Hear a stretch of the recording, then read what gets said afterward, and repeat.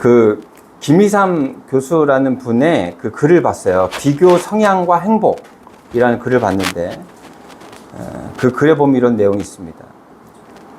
이제 자녀가 100점 시험지를 받아갖고 온 거예요. 그럼 그냥 칭찬해주면 좋을 것 같은데 그 부모가 이렇게 얘기합니다. 너무 잘했는데 근데 너 말고 또 100점이 또 있니? 이렇게 물어보더라는 거예요. 그리고 이제 또 한번 보세요. IQ가 이제 몇인지를 한번 보래요. 110이 좋겠느냐, 130, IQ가 뭐 높으면 좋겠죠? 그렇죠? 110이면 좋겠어요? 130이면 좋겠어요? 130이면 좋겠죠? 그런데 조건이 있어요. 이제 110인데 상대방이 90이에요. 그럴 때와 내가 130인데 상대방이 150이에요. 그리고 이제 물어봤어요. 그럼 110이 되겠냐? 130이 되겠냐? 물어봤어요. 다시 한번 말씀드릴게요. 110일 때 상대방은 90. 내가 130일 때 상대방은 150. 그럼 110이 되겠냐? 130이 되겠냐? 물어봤어요. 그랬더니 59.6%, 거의 60%가 110이 되겠대요. 다른 사람보다 높은 걸 택한 거야. 130보다 좀 낮더라도. 그리고 또 그 글에 보면 이런 시가 있어요. 그는 좋은 말을 탔고 나는 나귀를 탔구나. 곰곰이 생각해보니 그보다 못하네. 그렇죠? 나귀가 말보다 못하죠. 그렇죠? 머리를 돌려 또 수레를 미는 사람을 보니 위에 비하면 모자란데 아래로는 남음이 있네. 그러니까 나귀를 타고 가는데 말 타고 가는 사람을 보니까 비교가 돼가지고 내가 정말 못해 보이는데 또 수레를 미는 사람을 보니까 그보다는 좀 나아 보인다는 거예요. 우리 살아가면서 이렇게 비교하며 살아가죠. 왜요? 경쟁해서 이겨야 되는 그런 세상을 살아가다 보니까 비교해야 돼요. 그런데 우리는 비교의 대상이 아니에요. 사랑의 대상이야. 서로 사랑하고 살으라 그랬어요. 하나님께서 주신 이 계명 중에 가장 중요한 계명이 뭐예요?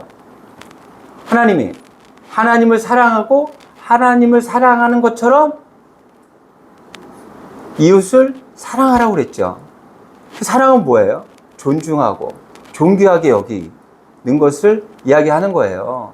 그런데 우리는 경쟁자를 여기고 비교하고 그 사람이 잘 되면 배가 아프고 하는 우리들의 모습이 있다니까요. 우리가 세상을 바라볼 때 좀 다른 시선으로 봐야겠다 하는 생각이 들어요. 그런데 오늘 말씀에서도요, 비교하는 사람이 나옵니다. 9절 한번 볼까요? 또 자기를 의롭다고 믿고 다른 사람을 멸시하는 자들에게 이 비유로 말씀하시대. 자기는 의롭대요. 근데 다른 사람은 그렇지 않다는 거죠. 그러면서 멸시하는 그런 사람의 있대는데 그것을 비유로 해갖고 오늘 하신 말씀이 이 말씀인 거예요. 근데 보세요. 이제 바리새인이라고 하면 가장 경건한 자들이었어요. 율법을 잘 지키는, 정말 하나님의 사람이라고 했을 수 있는 그런 사람들이 있죠. 근데 그 사람들이 이야기하는 거 한번 들어보세요. 11절입니다. 바리새인은 서서 따로 기도하여 이르되 하나님이여 나는 다른 사람들 곧 토색 불이 간음을 하는 자들과 같지 아니하고 이 세리와 또 같지 아니함을 감사하나이다. 그게 뭐라는 거예요? 나는 저들처럼 살지 않아. 나는 하나님께서 주신 이 계명을 잘 지키면서 살아. 그래서 그 드러나는 것에 굉장히 민감합니다. 그래서 그 바리새인들, 그 유대인들이 가장 중요하게 여겼다는 게 세 가지 있다고 그랬잖아요. 뭐예요? 구제, 금식, 기도예요. 기도도 어디서 했다고요? 모퉁이에서 했대잖아요. 양쪽에서 다 보이는 모퉁이에서 보여주고 싶어서. 그러니까 이들은 보여지는 것에 굉장히 민감한 사람들이었던 거예요. 그것이 바로 세상의 방식이고 세상의 모습인 거죠. 제가 살면서 반장이나 부반장 뭐 이런 걸 해본 적이 없습니다. 몰라본 거죠, 그분들이 저를. 그래서 저는 해본 적이 없어요. 그런데 3학년 때 한 번 했어요. 3학년 때, 초등학교 3학년 때. 초등학교 3학년 때 저희 어머니가 갑자기 학교를 오셨어요. 근데 저는 몰라요. 어머니가 왜 학교를 오셨는지. 아마 선생님이 오라고 했겠죠. 저희 어머니가 일부러 학교에 오실 분은 아니죠. 아마 선생님이 오라고 하셨을 거예요. 오셔가지고 가셨어요. 그리고 저는 그 다음날 반장이 됐어요. 반장이 됐어요. 다음날 반장이 됐다니까요. 저도 모르죠. 무슨 이유가 있는지. 그때는 몰랐어요. 지금은 조금 알 것 같아요. 반장이 된 이유를. 왜 반장을 시켜줬을까? 그리고 어머니가 갑자기 뜬금없이 사건을 왜 오셨을까? 이유가 있었던 것 같아요. 근데 반장이 됐어요. 근데 그때 이제 소풍을 갑니다. 소풍을 가니까 이제 반장이면 어떻게 해야 돼요? 선생님, 도시락을 싸가야죠. 김밥을 싸가야죠. 그래서 이제 기대되는 거죠. 저희 어머니 김밥이 기가 막히게 맛있어요. 지금 저희 아내도 우리 어머니의 그 김밥을 배워가지고 그 김밥을 싸면 정말 그 먹는 사람들이 다 맛있다고 할 정도로 저희 어머니 김밥이 좀 독특합니다. 일반 그 김밥하고는 좀 다른데 굉장히 맛있어요. 그런데 비주얼이 별로 좋지 않아요. 비주얼이 보면 와 맛있겠다는 생각 별로 안 들어요. 하여튼간 그 도시락을 싸가지고 이제 소풍을 갔습니다. 그리고 이제 선생님 앞에 그 도시락을 쫙 폈죠. 그리고 다른 아이들도 선생님 도시락을 다 싸왔어. 지네는 반장도 아닌데 왜 싸운지 모르겠어. 근데 도시락들이 쫙 있는데 제 도시락이 너무 초라한 거예요. 와, 뭐 도시락에 막 불고기 도시락에 뭐 그때만 해도 저는 한번 처음 보는 막 그런 김밥들이 막 있는 거 이런 거 보셨어요? 김을 이렇게 싸요. 그다음에 이렇게 자르니까 꽃처럼. 야, 진짜 내가 깜짝 놀랐다니까. 그런 김밥을 다 봤다니까요. 이 선생님이 있잖아요. 반장이 준 도시락을 그래도 하나라도 먹어봐야 될 거 아니에요. 손도 안 대고 나는 쳐다보지도 않고 그 김밥만 먹는 거예요. 그때는 그냥 너무 속상했죠. 어머니가 그렇게 신경 써서 싸준 밥을 이렇게 안 드시니까. 그리고 다른 사람들 앞에서 또 이렇게 한번 먹으면서 맛있다 이렇게 얘기해주면 참 좋았을 텐데 그런 게 없다 보니까 얼마나 그 어린 마음에 상처가 됐겠어요. 속상해. 근데 지금 생각해보면 그 선생님 있잖아요. 그렇게 맛있는 김밥을 맛을 못 본 거야. 겉모습만 보고. 이게 세상의 방식이에요. 응? 바리새인들은 그것에만 집중하고 있는 거예요. 그런데 예수님께서 이렇게 이야기하십니다. 13절이에요. 세리는 멀리 서서 감히 눈을 들어 하늘을 쳐다보지도 못하고 다만 가슴을 치며 이르되 하나님이여 불쌍히 여기소서 나는 죄인으로소이다 하였느니라. 그 내면을 보신다는 거예요. 내면을. 우리 사람들은요 사람의 내면을 볼 수 없어요. 그래서 사기를 당하는 거예요. 근데 하나님께서 내면을 보신대요. 그런 척 한다고 해서 있잖아요. 우리의 마음을 그렇다라고 인정하지 않으세요. 우리의 마음이 진실되어야 돼요. 그래야지 하나님께서 우리의 마음을 받으시는 거예요. 그래서 예배를 진실되게 드려야 한다라는 그런 이야기를 하는 그 이유가 거기에 있는 거예요. 우리의 마음을 하나님은 보시기 때문이죠. 그런데 이 바리새인들은 굉장히 많이 아는 사람들이에요. 공부도 굉장히 많이 한 사람들이고 하나님에 대해서 굉장히 많이 안다는 그런 사람들인데 왜 이런 모습일까요? 예수님께서 공생의 기간을 통해서 이들에게 계속해서 가르쳐 주시는데도 불구하고 왜 이들은 그 예수님의 말씀을 듣지 않는 걸까요? 자신들이 아는 게 다라고 생각하는 거죠. 세상에서 가장 무서운 사람이 어떤 사람이에요? 세상에서 가장 무서운 사람은 있잖아요. 책 한 권 읽은 사람이에요. 그 책의 내용이 전부 다 그게 온통 모든 것들이 진실이다라고 믿는 그 사람.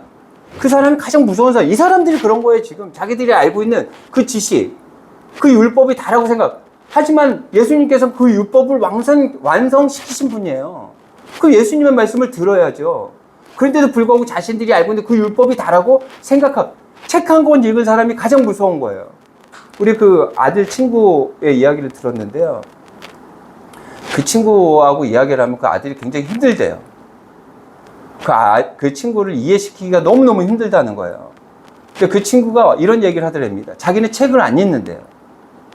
왜 안 읽냐면 신뢰할 수 없는 사람들의 글을 읽고 그렇게 자기가 그런 부분들을 가지고 그게 진실인지 아닌지도 모르는데 그것을 자기 마음속에 심게 될까 봐. 그래서 책을 안 읽는다는 거예요. 그게 말이에요, 방구예요. 그 젊었을 때 정말 많은 책들을 접하고 그 안에서 정말 참된 진실들을 찾아가는 그런 과정들을 겪어야지. 그렇다고 해서 책을 안 읽어요? 책을 안 읽는다고. 그래서 저는 너무 안타까워요. 그래서 한번 만나면 많은 이야기를 좀 그 친구가 한번 좀 나눠봤으면 하는 그런 생각이 들어요. 지금 바리새인들도 자신이 생각하는 것 외에는 지금 믿지 않는 거예요. 예수님이 그렇게 그들을 가리키려고 여러 가지 이적들을 보이면서까지 그들에게 많은 것들을 가르쳤는데도 불구하고 그들은 변함이 없어요. 보세요. 이들과 같은 사람들이 구약에도 있었다니까요. 구약에 누구예요? 남유다. 북이스라엘과 남유다가 갈라졌잖아요. 그래서 북이스라엘 이제 벌써 멸망했어요. 아수르한테 벌써 멸망했어. 근데 남유다도 지금 바벨론이 쳐들어와요. 지금 위급한 상황이에요. 그래서 예레미야 선지자가 뭐라 그랬어요? 너희들 이제 멸망할 거야. 너희들 멸망한다고 하나님께서 말씀하셨어. 그리고 70년 후에 다시 나라를 세우실 거야. 그렇게 하나님께서 말씀을 주셨다고 한다면 그들은 누굴 찾아가야 돼요? 하나님을 찾아갔어야 되잖아요. 회개했어야죠. 근데 그들이 누굴 찾아가요? 애굽을 찾아간다니까요. 애굽에게 도움을 청하는 거예요. 근데 결국에는 어떻게 됐어요? 멸망했죠. 그 구약 시대에 자기 조상들이 그런 일들을 겪었단 말이에요. 그런 일들을 겪었는데도 불구하고 이들은 아직도 정신을 못 차리고 있어요. 지금 이 시대에도 이런 모습이 또 있어요. 어떤 모습이에요? 요즘에 그 뉴스에 많이 나오는 그 종교. 제가 그 추정 60분인가요? 추정 60분인가요? 그 TV에서 그 종교에 대한 이야기를 하는데 저는 잘 이제 몰랐는데 그 신도들 있잖아요. 그 헌금을 하느니라고 완전히 평생을 헌금하느니라고 아주 죽어나는 거예요. 그리고 결혼도 자기가 원하는 사람, 만나본 사람과 결혼하는 게 아니라 그 종교에서 결혼하라고 하는 사람하고 결혼을 한대요. 결혼하고 평생을 계속해서 헌금만 하다가 그래서 결국에는 그 자녀들이 있잖아요. 굉장히 어려움을 겪으면서 살아갈 수밖에 없는. 그들에게 헌금을 강요하는 그 이유는 뭐겠어요? 하나님께서 바라신다고 하는 거잖아요. 그렇죠? 하나님께서 바라신다. 구원을 이루려면 그렇게 해야 된다. 근데 그들은 누구에게 줄을 대요? 하나님에게 줄을 댑니까? 그들이? 그 리더들이? 어디다 줄을 대면 정치권에다가 줄을 대요. 권력에다가 줄을 대요. 그러면서 그들에게, 그 신도들에게는 평생에 거쳐서 헌금해라. 그것이 하나님께서 바라시는 일이야. 그리고 그들은 하나님께 손을 대는 것이 아니라, 하나님께 손을 내미는 것이 아니라 세상에, 권력에, 정치에 손을 내밀고 있는 거예요. 계속해서 이런 모습이 있다니까요. 너무 안타깝죠.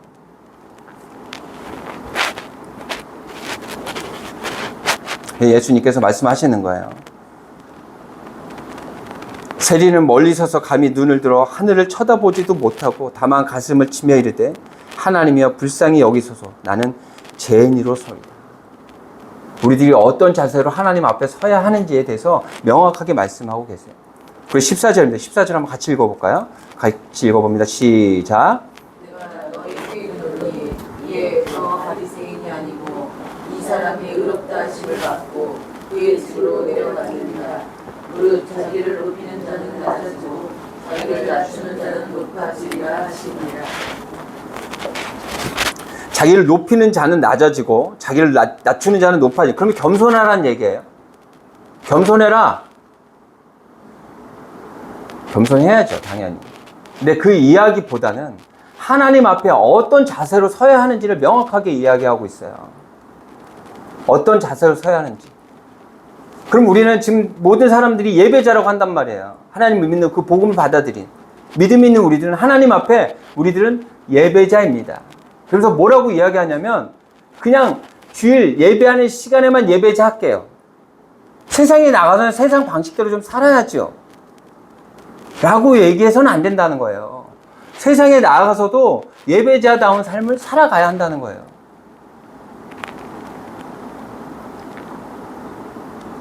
그렇다면 그 예배하는 우리들이 어떤 자세여야 하는가? 예전에는 예배를 이야기하면 뭐라고? 나 예배 보고 왔어. 이렇게 얘기했었죠. 예배를 보고 왔대요. 그러니까 관람한 거예요. 쉽게 얘기하면 예배를. 근데 예배는요, 보러 가는 것이 아니고 드리러 가는 거예요. 하나님께 우리의 소중한 것들을 드리는 거예요. 우리의 마음을 드리고, 우리의 재물을 드리고, 우리의 일상을 드리고, 그렇게 드리는 것이 예배예요. 그래서 하나님께서 그것을 받으신단 말이에요. 그렇다면 하나님께 뭘 드려야 될까? 뭘 드려야 될까? 그래서 굉장히 그 헌금을 중요시하죠. 그렇죠? 헌금을 드려야죠. 마음도 드려야죠. 그렇다면 그 헌금보다도 정말 드려야 될 게 두 가지가 있다고, 그 하나님이 당신을 응원합니다라는 책에 보니까 그런 내용이 있어요.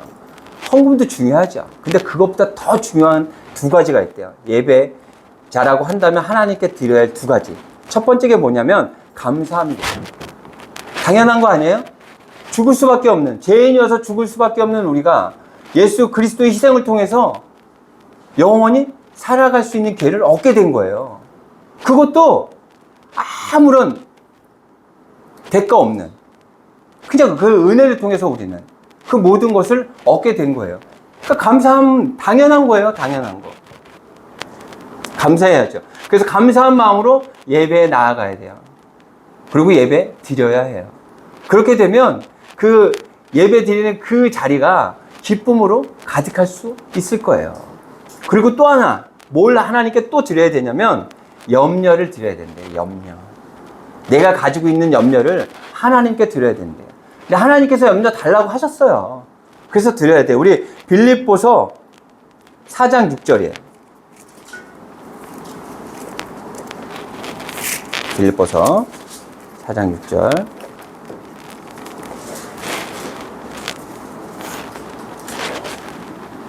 신약성경 321쪽입니다.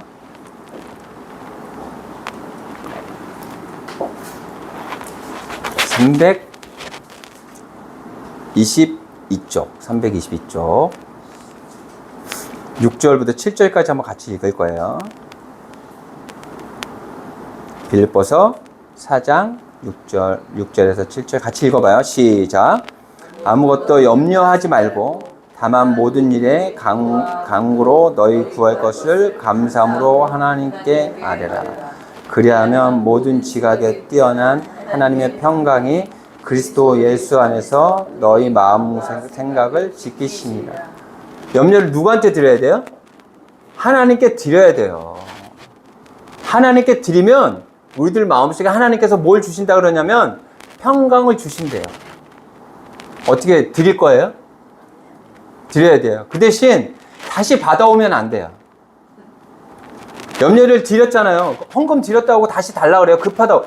저 헌금 드렸던 거 있는데요. 요즘 좀 급해요. 좀 다시 좀 주세요. 그렇게 이야기합니까? 그럴 수 없잖아요. 한번 드리면 끝이잖아요. 염려도 한번 드리면 끝이에요. 저도 일을 하면서 이제 새로운 일을 하게 되면 그 일을 하면서 그 안에서 얻어지는 만남과 또 일을 통해서 얻게 되는 어떤 기쁨을 생각하는 것보단 요런 부분, 어려운 이런 부분을 어떻게 하지? 잘할 수 있을까? 걱정을 먼저 하는 그런 부분들이 있어요. 그래서 저는 그 부분들을 좀 고쳐가려고 굉장히 노력합니다. 그래서 그 염려를 하나님께 맡겨야겠다. 오늘 말씀을 통해서 그런 생각을 했어요. 그 염려를 맡겨야만 우리들 마음속에 평강과 평안이 있게 되는 거예요. 그렇지 않고 계속해서 염려를 드렸다가 또 받아오고 드렸다가 받아오면 우리 마음속에 평강과 평안은 있을 수 없어요. 하나님께서는 우리의 아버지 되시는 거예요. 우리의 주인 되시는 거예요. 그래서 우리에게 좋은 것만 주시기를 바라요. 우리가 좋은 길로만 가기를 바라세요. 우리가 지금 당장 힘들고 어려운 그 과정에 있더라도 그런 과정을 통해서 우리를 더 성장시키시고 좋은 길로 인도하실 분이 분명 우리 하나님이신 거예요. 우리는 그것을 믿어야 하는 거예요. 그 믿음을 통해서 우리는 더욱더 성장해 가야 하는 거예요. 그러기 위해서는 어떻게 해야 된다고요? 하나님 앞에 드려야 할 두 가지가 있는데 그것은 하나는 감사함, 하나는 염려를 주님께 온전히 맡기는, 그래서 항상 감사하며 하나님께 주시는 그 평강과 평안을 누리는 여러분들이 되시기를 바랍니다.